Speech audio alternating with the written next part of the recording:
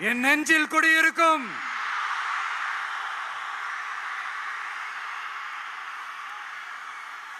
புதுச்சேரி மக்கள் உங்கள் அனைவருக்கும் என்னுடைய வணக்கம். தமிழ்நாடும் புதுச்சேரியும் தனித்தனியாக இருந்தாலும் நாம் எல்லாரும் ஒண்ணுதான், நாம் எல்லாரும் சொந்தம் தான். புதுச்சேரினாலே உடனே ஞாபகத்துக்கு வர்றது மணக்குள விநாயகர், அரவிந்தர் ஆசிரமம், வில்லியனூர் மாதான் சொல்லி இவங்க எல்லாரும் ஞாபகத்தில் வருவாங்க. அது மட்டும் இல்ல, மகாகவி பாரதியார் அவர்கள் இருந்த மண், பாவேந்தர் பாரதிதாசன் அவர்கள் பிறந்த மண். ஆனா அரசியல்னு வந்துட்டா ஒரு முக்கியமான விஷயத்தை பத்தி நம்ம சொல்லி ஆகணும். 1977ல புரட்சி தலைவர் எம்ஜிஆர் அவர்கள் தமிழ்நாட்டில் ஆட்சி அமைச்சாங்க.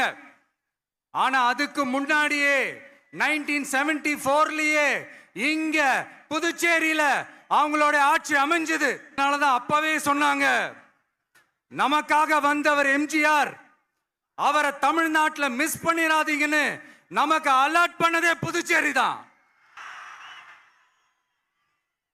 அப்படிப்பட்ட புதுச்சேரி நம்மளால மறக்க முடியுமா? புதுச்சேரி மக்களும் என்ன கிட்டத்தட்ட ஒரு 30 வருஷமா என்ன தாங்கி பிடிச்சுக்கிட்டு இருக்கிறீங்க. அதனால இந்த விஜய் தமிழ்நாட்டுக்கு மட்டும்தான் குரல் கொடுப்பான்னு நினைக்காதீங்க.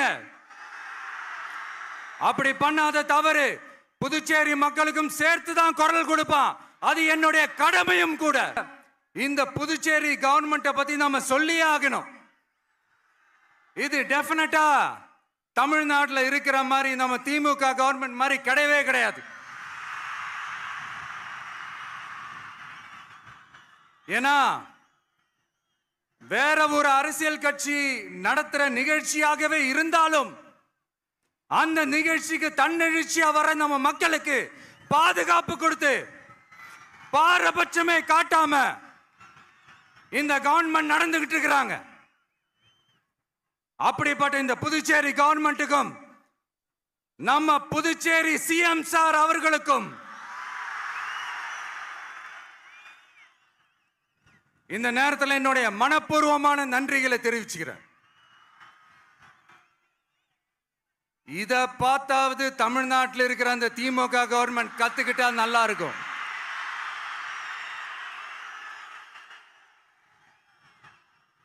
ஆனா அவங்க கத்துக்க மாட்டாங்க. பரவாயில்ல, வரப்போற எலெக்ஷன்ல 100% கத்துக்குவாங்க.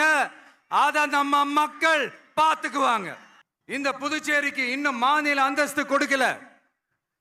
மாநில அந்தஸ்து வேணும்னு கேட்டு பல முறை சட்டசபையில தீர்மானம் போட்டு ஒன்றிய அரசுக்கு அனுப்பி வச்சுக்கிட்டே இருக்கிறாங்க. இந்த வருஷம் கூட மார்ச் மாசம் 27ஆம் தேதி 2025 அன்னைக்கு ஒரு தீர்மானம் போட்டாங்க.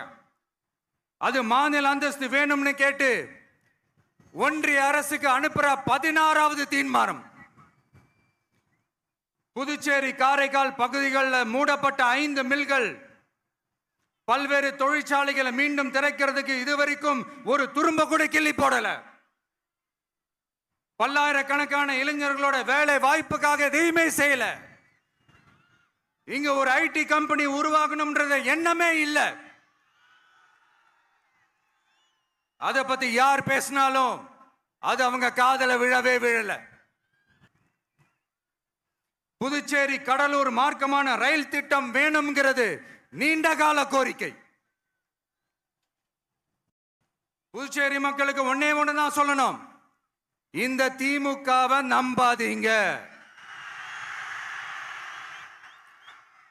அவங்களுக்கு உங்களை நம்ப வச்சு ஏமாத்துறது தான் அவங்க வேலையே.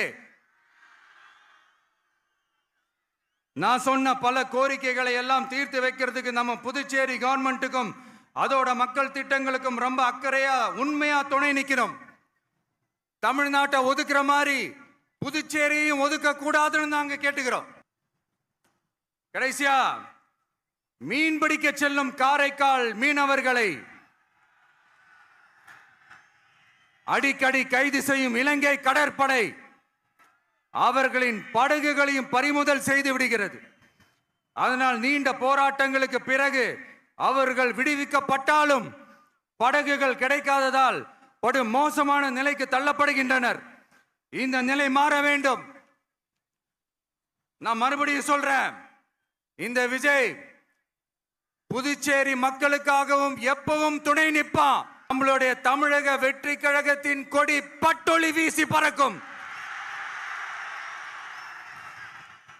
கான்பிடென்டா இருங்க, நல்லதே நடக்கும். வெற்றி நிச்சயம். மீண்டும் சந்திக்கும் வரை நன்றி, வணக்கம்.